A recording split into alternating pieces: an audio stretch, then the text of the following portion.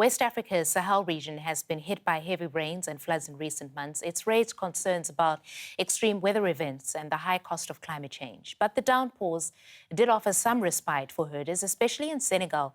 They've suffered for years as temperatures increase and food and water become more difficult to find.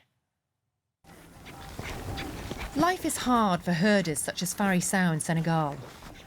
His existence and that of his livestock are under increasing threat from drought. Over the last 6 years, the dry season has become longer and harder. But this year there was an exception that changed his situation. Last year, during the same period, grass was already dry and there was not a lot of it. Now the grass is still green. The last rain was only a month ago, which means this year it's much better. Large parts of West Africa have been hit by heavy rains in the last few months. In some places, they caused catastrophic flooding and have fueled fears about extreme weather and climate change. But one upside for Senegal's herders has been the growth of the thickest vegetation in years.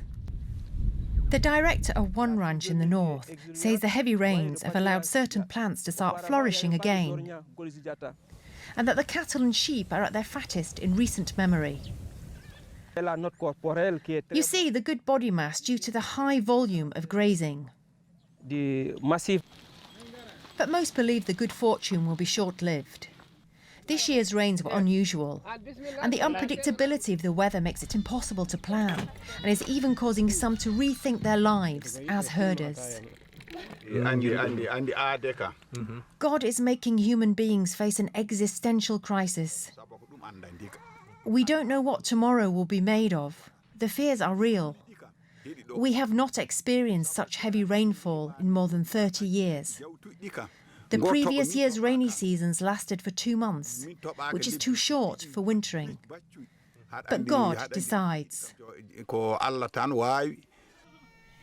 So while this year may have offered a brief respite for herders, the future of this traditional activity remains uncertain.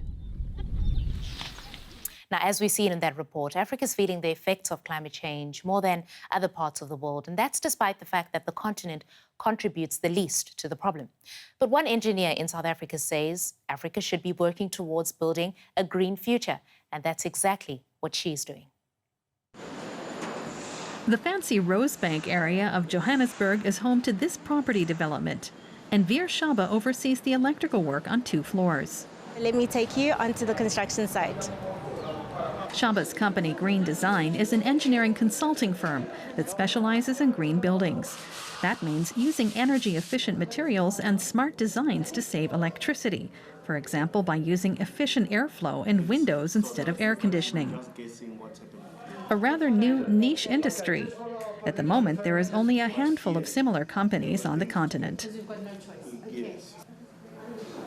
With everything that we do, we consider green, so that's part of how we do our designs. It's not a line item, it actually is integrated in how we've designed it. So we've got LED lights, lots of natural lights coming into the space.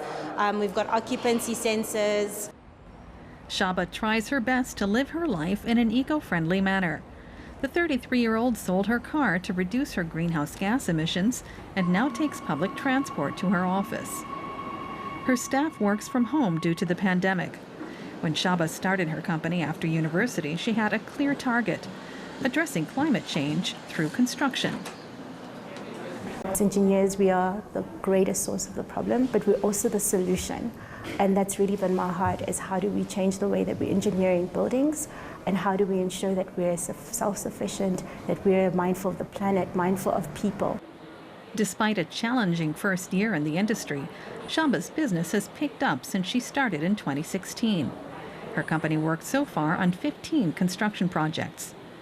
She has also given lectures and held workshops throughout Africa. After a long day at work, Shaba meets her business partner over a drink to talk about future plans. She's an iron lady, but I think she's very sensitive. And I think that sensitivity is what really sobers her ambition a lot. And that's what creates a depth in her work. And so she's quite fantastic to have around. I think she asks a lot of difficult questions that I don't always appreciate. But I definitely love her, and I think that the partnership's amazing. Shaba has a clear vision. More than 60% of the people on our continent are youth. And I really just want to see them grow, and I really want to see them understand climate and really just like lead our continent forward into the future. It's a long journey, Shaba admits, but she's willing to take it, one project at a time. And there are positive signs. The city of Johannesburg is currently drafting a green buildings policy.